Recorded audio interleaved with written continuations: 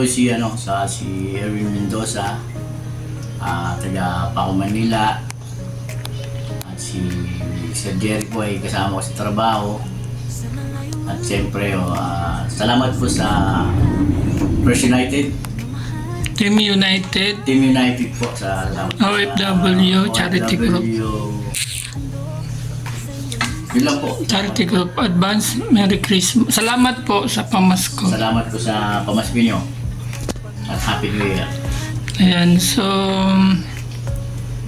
ilang taong ka na dito pala sa trabaho? 3 years.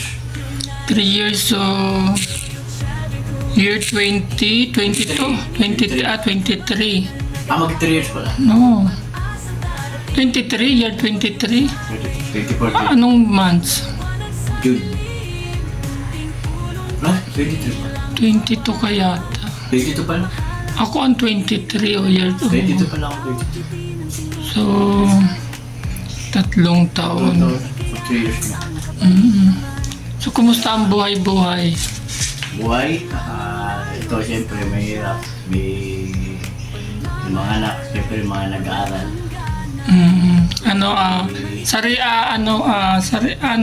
Isa mong tinataguyod ang yung Siyempre mahirap, mga siyempre kids. mag-isa. Yeah, Parents. mga solo parents. So, kinakapos. Kaya, Paano mo na sa daily, yung daily needs nila, paano mo na isusurvive? utang dito, utang doon. So, ganun talaga, no? Kinakapos talaga, hindi talaga kaya ng budget. So, may gusto ka bang, kung sakasakaling may makapanood ng video mo, may gusto ka bang hilingin sa kanila o hihingi ng tulong kung sakali? Wala na. Wala na. Salamat na rito. Masaya ka na dyan. Wala ka ng ibang wish. May ibang wish. Yung birthday na anak ko, January 1 pa. Birthday nga isa yun lang.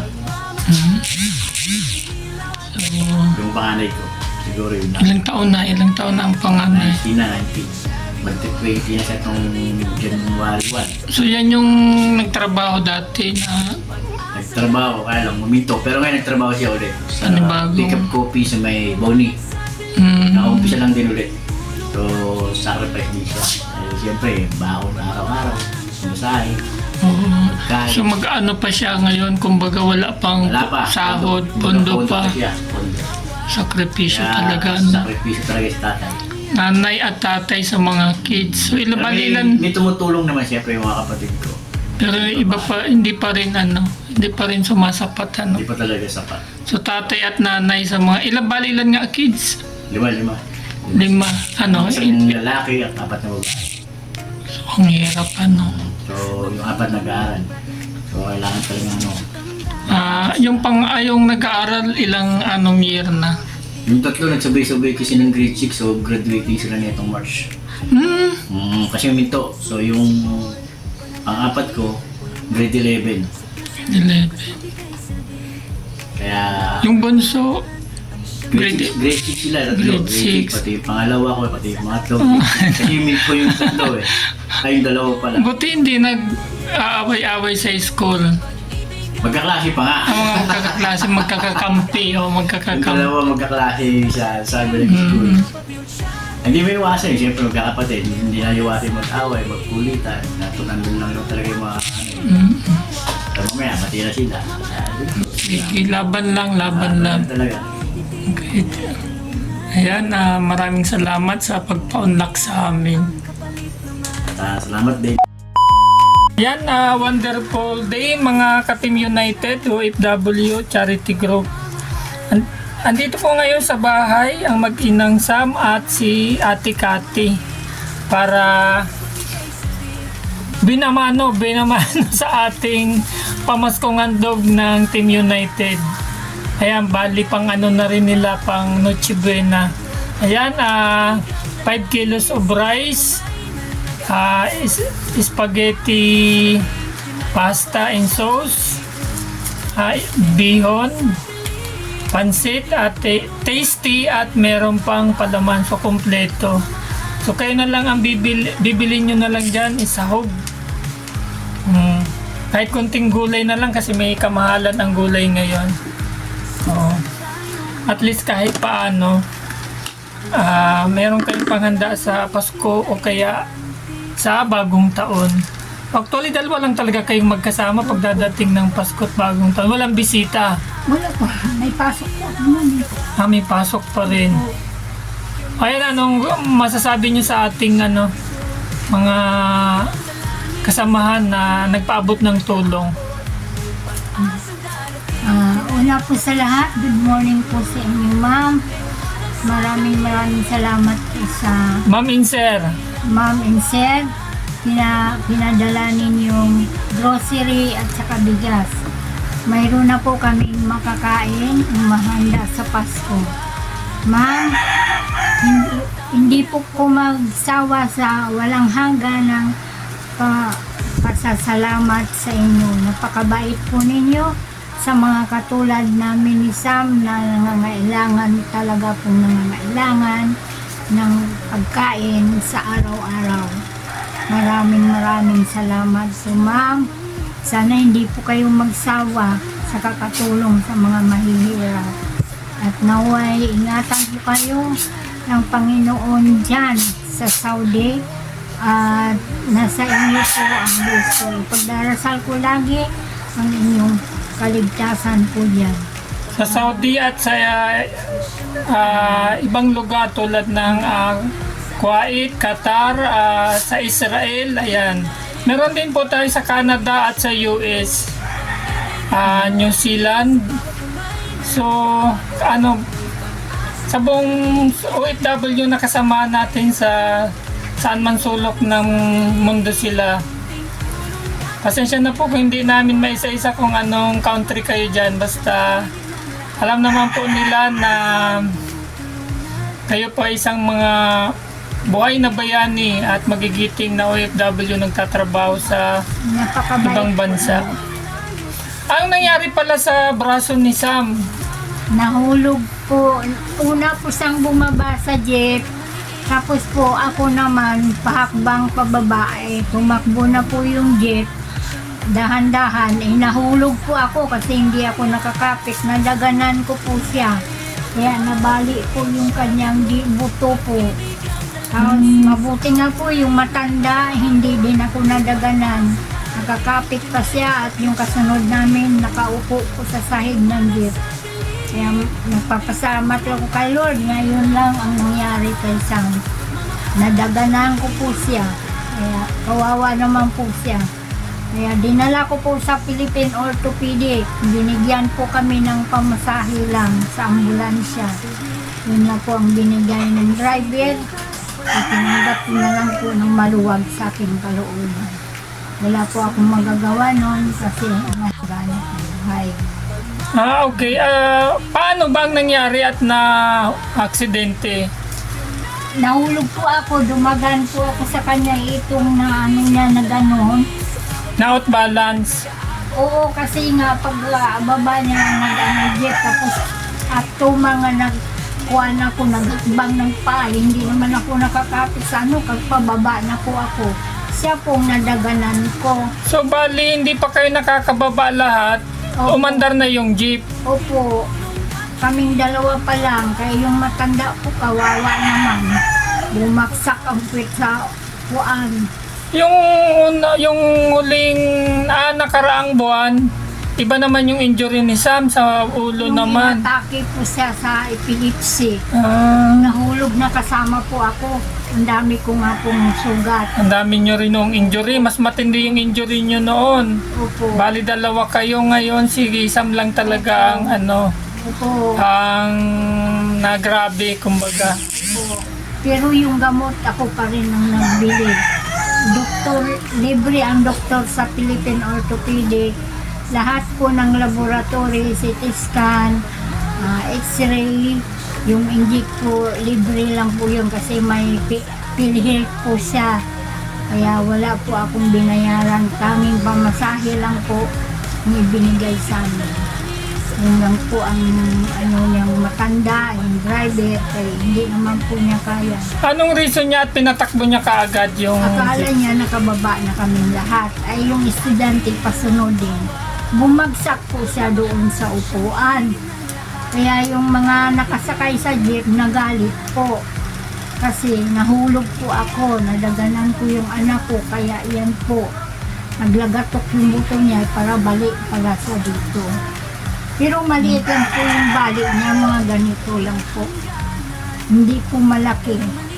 Kasi kung malaki po, isisiminto daw siya, pero maliit naman po.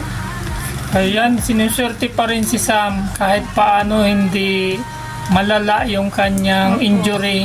O ayan Sam, anong masasabi mo Sam sa nagpaabot ng grocery? Salamat po sa grocery, ito sa bigas po, ito sa tinapay po, lahat-lahat po. Thank you po. Salamat po sa inyo po. So, Christmas po! Merry Christmas po. okay, meron na kang panghanda. Opo. Mayroon na po kaming panghanda. Sa 26 po, wala akong pasok. Di okay. So, yun pa lang yung time nyo para makapagluto. Opo. So, kayo lang dalawa. Hindi ba dadalaw si Papa? Wala po. Hindi po. Wala po. Takot yun po sa takusan niyang asawa. Kabit niya, takot po yun. Pero ikaw ang original, kumbaga. Opo, ako po. Mm. Kaya sabi ko po sa kanya, pag sa kaligipitan po ng anak natin, huwag kang magpatumpik-tumpik, kulungan mo ako. Kaya kung hindi, isusumbong kita. Alright. Okay, sige, okay, oo. Sige, hayaan na natin. Ganyan talaga ang buhay. So, pagkagaling nyo dito, sana ang tuloy ninyo niyan. Ihatid ko muna to sa bahay, tapos alis na po kami para pumasok sa trabaho. Kahit malit ako lang ilang minuto, okay lang po. Uuwi muna kayo. Opo. Hindi ko po dadalhin ko sa trabaho. Malapit lang naman po yung sa kote. Oo. Malapit lang sa kote. Diretso ko muna sa bahay. Oo. Tapos alis na rin po kaming dalawa. So, may day off pa kayo sa isang buwan? Ilang araw ang binibigay na day off sa trabaho? Isa lang po. Maliban po na may mag-absent po, walang day off yung isa. Kasi siya po ang kapalitan. Katulad ko po. Baka ngayong katapusan ng buwan, tuloy-tuloy na po ako. Magdala lang po ako ng damit para may palitan ko kami. Kasi uuwi po si Nanay Tura sa Bulacan. So si Pili lang po ang kasama ko sa trabaho. Medyo mahirap po yun na ibang kasama mo. Kasi si Bakla po, yung pamangkin ng may-ari, hindi naman po umaasahan. Sa akin pa rin po bagsak lahat. So, mula sa tinitirahan nyo hanggang sa trabaho, magkano pamasahe? Kayong dalawa? 22 plus 30, 52 po. 52. Opo. So, balikan nyo 104. Opo. 104. So, magkano ang isang araw na sahod? 200 po. 200? Libre po kami sa pamasahe lang. Okay. Libre sa kain, libre sa pamasahe po. So, yung 200 ang... 6,000 na po ang monthly po sa isang buwan. So, sa quincenas, 3,000. Kulang pa rin. Opo, sa gamot lang po niya nga, kulang na Tapos pa rin kasi... Pero mga okay na rin kahit paano. Mayroon po. Merong income na Opo. kumbaga may inaasahan kapag dating ng Pinsinas. makakaano na rin sa kawalan. Mas mahirap sa panahon ngayon Kung kung walang walang trabaho. Oo. Kaya ako kahit may kunting karamdaman, bangon talaga po ako, pasok talaga po ako kasi nasasayangan po ako. Mm-hmm. Kailangan ko po ang gamot para sa aking anak. Oo. Pabiling niya ng gamot. Maraming salamat sa inyo. So, pag nasa, di ba laundry ang pinagtatrabaho ninyo? Opo. Sa maghapon, yung simula sa pagpasok nyo, di 8 oras kayong may naka-duty. 8 oras ba? Mga ilang kilo naman ang na ano yung damit na lalaban. Marami po kaming nilalaban. So, ano lang naman, bali tagasalang lang kayo, Opo. tsaka taga tupi. Oo, salang tupi, plansa. Mabantayan lang yung washing machine. Po. Tapos, minsan, may pinaplansya din kayo. Opo, pag mga barong po, yung pangtrabaho po sa opisina. So, hindi naman gaanong pagod sa trabaho. Hindi naman po, puyat lang po ang kasama mo at kayo. Puyat ang kalaban, Opo. tsaka yung mga ngalay ka sa Tayo. katatayo. Opo. Okay. Bali, so yung tinitirahan nyo sa sapote, pag nagluluto, bigayan din kayo ng ulam o hindi? Wala po kasi hindi sa ulam eh. Oo. Minsan lang po ako talaga magluto doon sa bahay. Kasi unang-una po uling. Uling kayo, yung sa kapatid mo, gasol. Tangki sila Oo, gasol. may tangke. Wala naman po ako pambilian ng tangki gasol. Wala po akong pera doon. Ang ko po, uling. Kaya yung natira namin po pagkain na tanghali sa trabaho, inuuli ko pagkagabi. Kinakain ni Sam yun. Hindi na ako nagluluto. Minsan kasi wala naman akong maluluto po eh. Okay. So, oo nga pala, syempre iba yung pagkain nila, minsan niluluto. Hindi naman pwede sa inyo, ni Sam. Mahilig po sila sa manok at baboy eh. Oo, Eh yan. kami bawal kami sa manok eh. Pero sa baboy pwede, sa manok Pwede bawal. sila rin. Pwede si Sam. Laman lang. Pero hindi po kami nakakain ng karne sa trabaho, puro gulay isda. Kasi Okay. si Nanay Corazon, bawal sa kanya yung manok. Ganon din yung baboy, ganon din yung baka. So pag nasa trabaho kayo, yung niluluto ng amo, talagang pwedeng-pwede Kay Sam. kay Sam.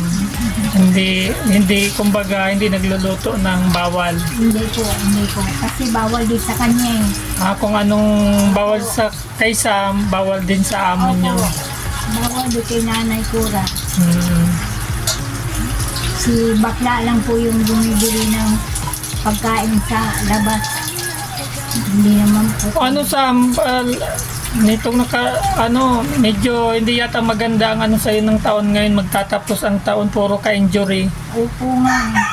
Kaya pa naman Sam, laban lang Opo. Oo, kasi Kaya ko pa naman pumasko. Oo. Kaya ko pa. Ayan. Salamat sa mga maagang pamasko na binigay ng aming team. Ayan, sana hindi po kayo magsawa. Patuloy na magpaabot ng tulong sa mga kababayan natin dito sa Pilipinas. God bless us all po at Diyos na po ang bahalang gumanti sa inyong kabutihang loob. Advance Merry Christmas and Happy New Year po sa inyong lahat dyan. United above, yung Cherry Group. Pag-ibig ang dalangin sa bawat kamay na nag-aabot. May pag-asang darating. United above, yung Cherry Group. Liwanag sa dilim, unting tulong dakilang gawa. Pagmamahal ang siyang hiling ng lahat. Bawat ngiti ng tinutulungan, kaligayahan ang kapalit naman. Di hadlang ang layo't distansya, pagmamahal ay walang hangganan. Walang maliit, walang malaki, sa pusong bukas magbigay silbi. Pagmamahalan siyang daan, nagpupulot sa ating bayan. United above, yung Cherry Group. Pag-ibig ang dalangin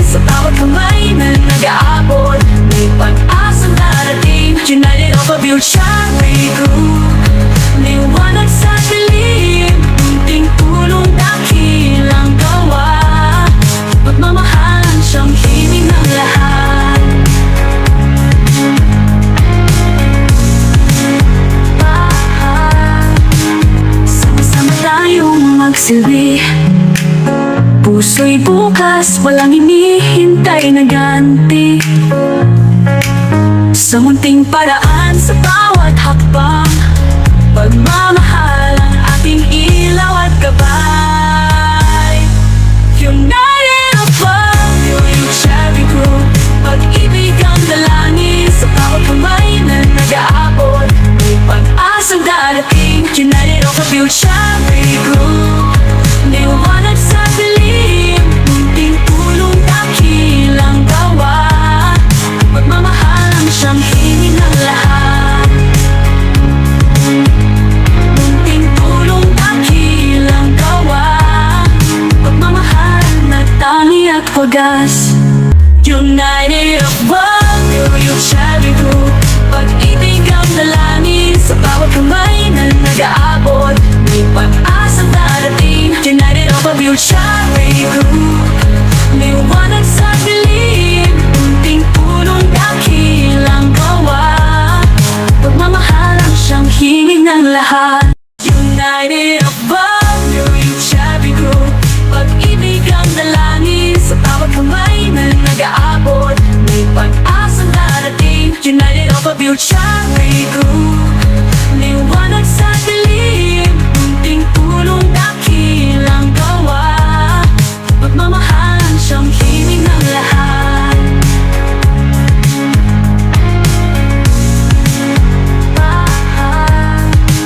Sama-sama tayong magsilbi.